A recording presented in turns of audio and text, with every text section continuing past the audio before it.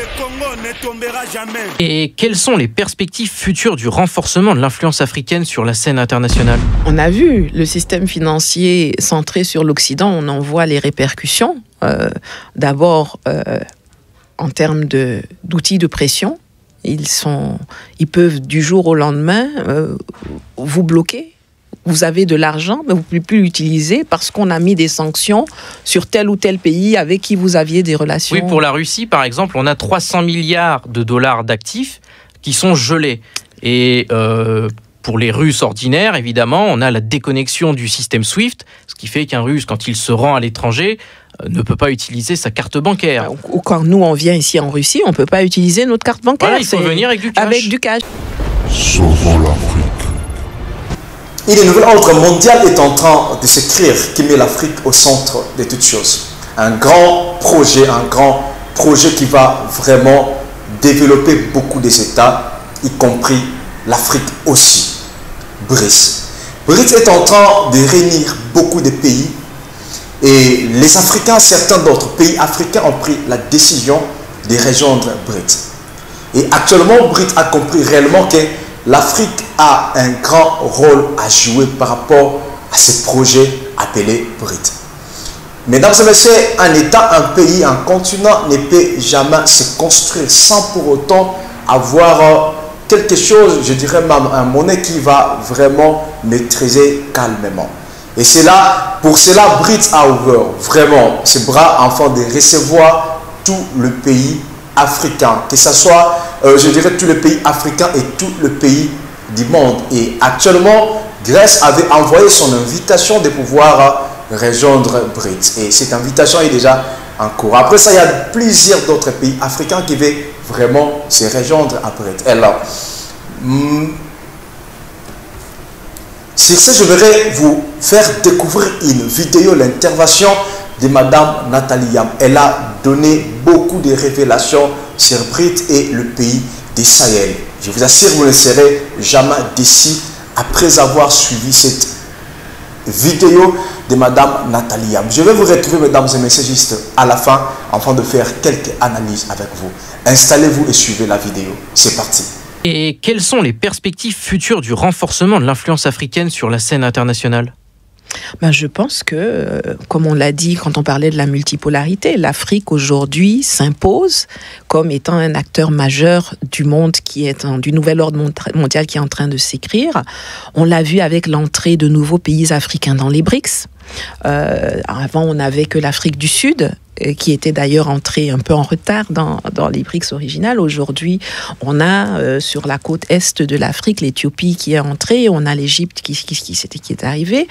Ça, c'est la côte est. On a au Sahel, donc cette puissance en train d'émerger qu'est l'Alliance des États du Sahel, qui est en train de prendre son indépendance, qui est en train de se développer au niveau militaire, qui est en train de travailler à la sortie du franc CFA pour prendre sa souveraineté monétaire, qui est en train de créer donc un nouvel espace avec de nouvelles conditions où on dit vous pouvez venir travailler chez nous, avec nous, mais il faut que les intérêts des populations de notre pays soient pris en compte. C'est ça qui nous motive quand nous négocions.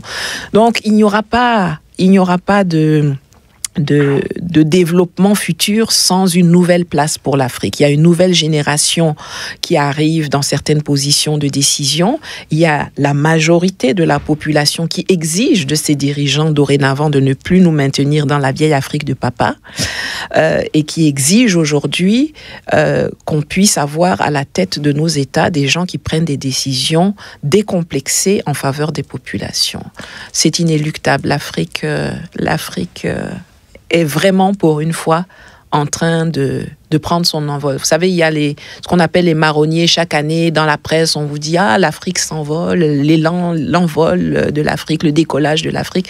Là, on n'a pas besoin d'en parler beaucoup. On travaille sur le terrain et ça se fait. Vous avez parlé des BRICS tout à l'heure. 2 pays ont donc rejoint officiellement l'Alliance le 1er janvier dernier. Oui. Quel pourrait être le rôle des BRICS dans l'émergence du continent africain ? Je pense que déjà le fait d'intégrer deux nouveaux pays africains montre que les BRICS ont compris que l'Afrique a un rôle à jouer. Ça va être du ressort de nos dirigeants, les BRICS sont ouverts à tout le monde.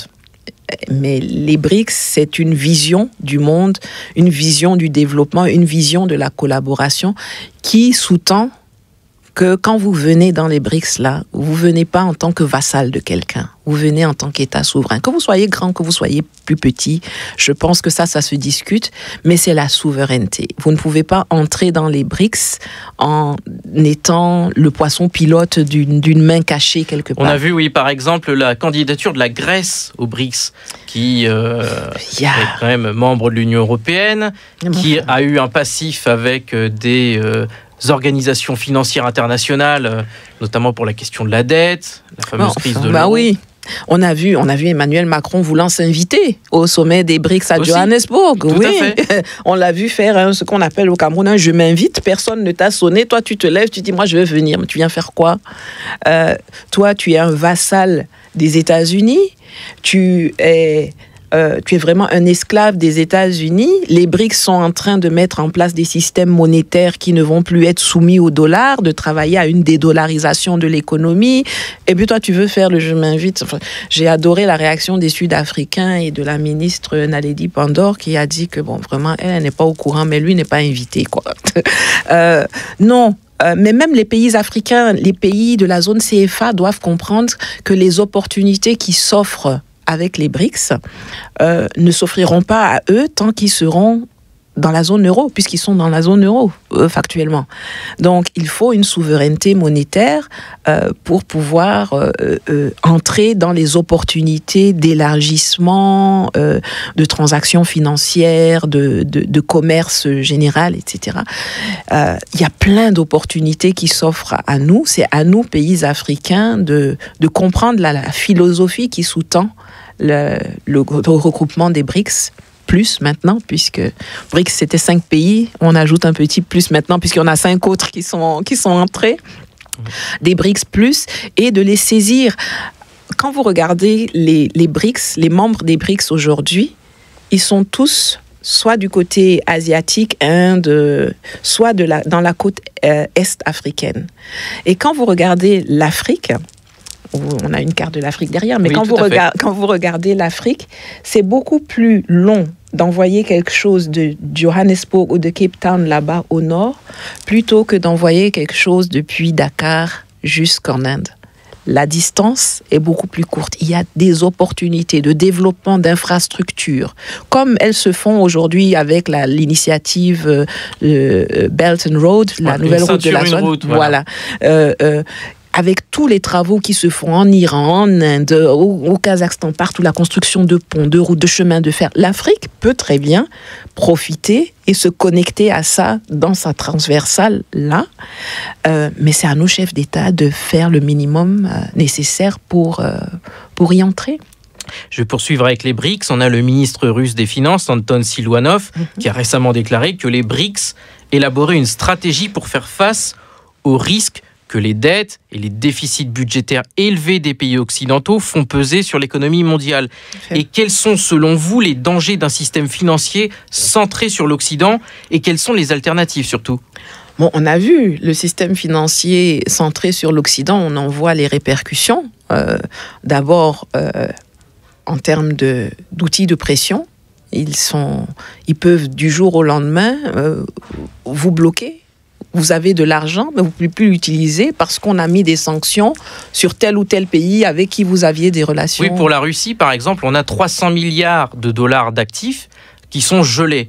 Et pour les Russes ordinaires, évidemment, on a la déconnexion du système SWIFT, ce qui fait qu'un Russe, quand il se rend à l'étranger, ne peut pas utiliser sa carte bancaire. Ou quand nous, on vient ici en Russie, on ne peut pas utiliser notre carte bancaire. Voilà, il faut venir avec du cash. Avec du cash, il faut changer, Donc, le système occidental nous a montré que c'était une arme. Ce n'est pas un système qui permet les échanges, c'est un outil de sanction, c'est une arme de guerre. Et donc, il est absolument important d'en sortir. Vous savez, on a parlé de la crise des céréales, des grains, grain crisis. L'Afrique était toujours mise en avant comme étant ceux qui ont besoin de blé, de machin, alors que, bon, franchement, on représentait peanuts dans les livraisons. Mais on était, par exemple, en Afrique, on avait besoin d'engrais, où il y a des pays qui avaient besoin d'engrais. On pourrait s'en passer, puisqu'on a le Maroc qui est là, qui a plein de phosphates, avec qui on pourrait travailler. Enfin, il faut aussi ça doit nous amener à travailler nos propres productions. Mais il y a des pays qui avaient besoin d'engrais, certains pays avaient besoin de céréales. Il y avait de l'argent dans les comptes de ces pays. Je parle de la zone du CFA. Il y avait de l'argent dans les comptes de ces pays. Ces pays voulaient payer leurs commandes, mais comme le SWIFT a été striké, plus moyen de payer. Alors, vous n'êtes pas partie prenante du conflit, vous êtes là, on est là sur notre continent, on n'a rien à voir avec les palabres que vous avez là-bas en Europe, mais parce qu'on est dans le système financier, on est les victimes. De la même façon, la conditionnalité des prêts, ce qu'on nous présente comme de la générosité, dans 80%, c'est des prêts avec des taux de 9%, 8,5%, 6,75%, enfin. Ou des conditions qui ne vont pas en osmose avec les valeurs du pays en question. mais ça clairement. Regardez la situation avec l'Ouganda. Oui, mais tout le système occidental qui a été mis en place après la Deuxième Guerre mondiale a toujours été un système hyper violent et hyper dominateur. Il n'y a pas la notion de collaboration, de partenariat. C'est une notion de relation de maître à esclave. Tu obéis ou bien je te sanctionne. On ne dit pas que les autres sont des saints. Quand les Chinois viennent, quand les Russes viennent, quand les Turcs viennent, etc. Chacun cherche son intérêt, c'est normal.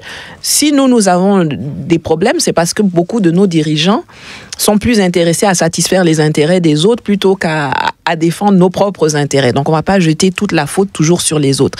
Mais ce qui distingue l'Occident des autres, c'est que quand vous faites des affaires, si jamais ça ne marche pas, les Turcs, les Russes, les Chinois, les Iraniens, ils vont pas aller fomenter des coups d'État pour renverser le système et installer quelqu'un à la place qui va venir leur signer les contrats. Alors que les Occidentaux, c'est ce qu'ils font. Si vous ne faites pas ce qu'ils veulent, non seulement sur le plan bilatéral, ils vous serrent la vis, mais en plus, ils vont dans les organisations internationales, comme le FMI, la Banque mondiale et tous ces trucs, et derrière le rideau, ils vont dire à leurs copains occidentaux que, bon, quand le Mali va venir pour prendre tel ou pour avoir tel projet financé, il ne faut pas le financer parce qu'il m'énerve là-bas et lui, il ne veut pas me signer. Et puis, il y a la solidarité occidentale qui... C'est une nécessité de survie de sortir de ce système-là. C'est une question de survie pour tout le monde. On ne peut plus entrer dans un système qui est utilisé comme une arme de guerre contre des gens qui sont membres de ce système. Donc, le système que les BRICS veulent proposer, on doit veiller à ce que ce ne devienne pas non plus un autre système dans ce genre. Je pense que tout est fait pour que ce ne soit pas le cas, mais c'est une nécessité première. Maintenant, quand vous dites que l'Occident, l'écroulement de l'Occident, ça va naturellement aussi avoir un impact pour les pays comme la Chine et les autres qui ont prêté de l'argent à l'Occident, qui ne seront plus en mesure de rembourser comme il faut, mais je pense que toute lutte de libération et d'émancipation a un prix. Voilà, mesdames et messieurs, je crois que vous avez bien suivi l'intervention, cette interview de Madame Natalia. Vous avez compris les réalités, des révélations, l'importance des BRICS, et je demanderai à nos dirigeants africains de ne pas avoir peur de qui que ce soit, de quoi que ce soit, de pouvoir un peu rejoindre BRICS, parce que c'est une grande vision qui va vraiment propulser l'Afrique, voilà, qui va vraiment propulser l'Afrique, et je vous demanderai de pouvoir rejoindre BRICS, parce que c'est une très très très bonne chose, et que personne ne vous décourage, personne ne vous fatigue, personne se tient en train de vous barrer la route, parce qu'un État est en train de se construire, un Afrique est en train de se construire. Faisons comme les autres, rejoignons les autres, rejoignons des bonnes visions, des visions qui pourront vraiment nous propulser. Actuellement, BRICS est vraiment ouvert afin de recevoir tous les pays qui sont capables de se joindre à nous. Voilà, c'est une très bonne chose. Je voulais juste partager avec vous cette vidéo et faire comprendre l'intervention de Madame Nathalie avec les grandes vérités qu'elle vient de balancer au travers de son intervention. C'était tout pour aujourd'hui, mesdames et messieurs. C'était ton frère Jacques Ankana. Je te donne rendez-vous à la prochaine occasion. Continuez toujours à suivre votre chaîne KTJ News Monde. Abonnez-vous, partagez, continuez toujours à commenter. S'il y a des remarques, n'hésitez pas de nous écrire. Ça va vraiment propulser notre travail. Je vous aime beaucoup et je vous donne rendez-vous à la prochaine occasion. La patrie ou la mort, nous vaincrons. Merci. Le Congo ne tombera jamais.